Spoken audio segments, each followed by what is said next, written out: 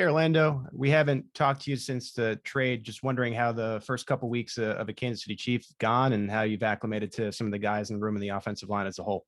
Oh, it's been going great, man. It's been going great. It's different, obviously, with it being a new team for me, but a bunch of great men in this locker room, a lot of good leadership, a lot of men that played ball for a long time and been around the game.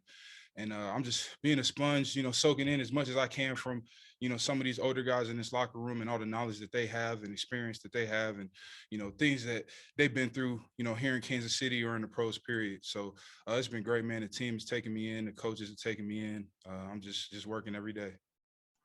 Go next to Robert Rimson. Go ahead, Robert. Hey, Orlando. Andy kind of talked about you earlier and how you and Andy Heck have been talking a lot. What do you think of Andy, and what have you learned from Coach Heck so far? Coach Heck is great, man. He's an incredible coach. He understands the X's and O's. He's played the game. He's been around the game for a long time, so he knows.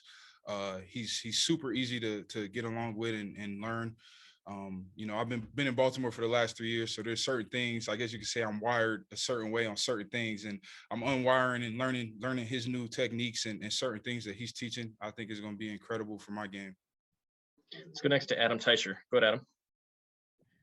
Hey, Orlando. When you talked to us last time, you told us how important your dad's influence is has been on your career, and just wanted to ask you, what would he think, first of all, of you not only getting drafted, but being drafted by one of his former teams when you did a couple of years ago, and now getting to play left tackle for a Super Bowl contending team? Yeah, I think my dad would just be excited that I'm in the NFL, period. I think it would have been a similar situation, in Baltimore, although he would have been happy that it was a team that he played on. I could say the same thing for the Cleveland Browns. Honestly, he loved that organization as well.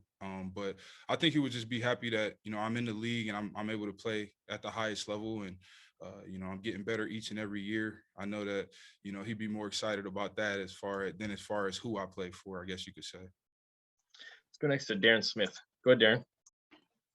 Hey, Orlando. First of all, I like the little LL Cool J look. You got to tell us about that. But more importantly, when you're in the room, have like Lucas Niang or some of the younger players come to you, Creed Humphrey, just come to you and just ask how you've adjusted from going to college to the NFL, and just like trying to get some advice from you, knowing even though this is your first year in Kansas City, but you've been a Pro Bowl at both sides of the ball. Has Lucas Niang or anyone that the Chiefs have drafted or brought in come to you for advice? Yeah, man, honestly, all of those young guys. And I'm just trying to do my part and be the best leader that I can be, be someone that they can lean on as far as for questions about the scheme, or really more so lifestyle and personal issues that you may deal with as a young player in this league. It's not easy, to make it into this league. It's definitely not easy to stay in it. And, my big thing, and the big thing that I emphasize to them, is the understanding that, this is what we do for a living, but, at the same time, you got to have fun with it. And, you got to enjoy it and understand that, once these pads come on, once the lights come on, man, we're going to be the most physical group in the NFL. And they're taking it in. They're taking in what Coach Heck is teaching, and, Coach Reid, and really just the system. Everyone's all ears. I think we got an incredible offensive line room, including the veterans that we have in there, and some of the older guys, and Mike and Kyle and Joe. Man, I mean, it's an incredible room.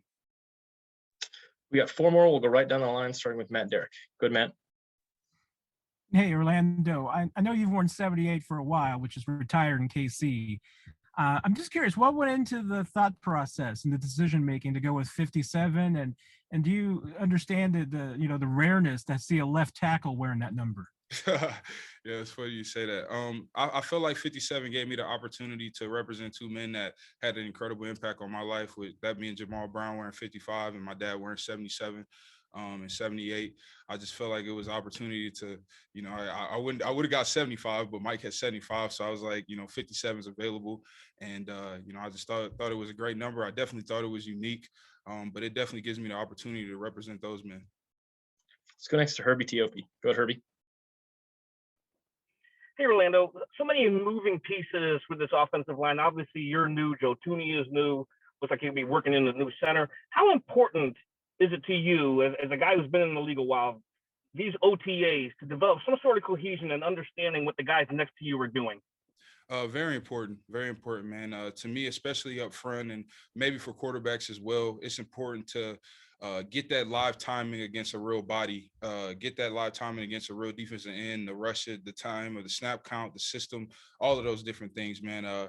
I think that I'm at a point in my career where it's definitely these type of off seasons and being able to practice against live personnel. It helps me a lot. You know what I mean? Because I'm able to focus on things that, I may not have been able to focus on last year and be able to craft, and I take this time to really just try to develop my game into a different way. That way I can hit the ground running here in June once we get out and translate that all the way into camp, into the season.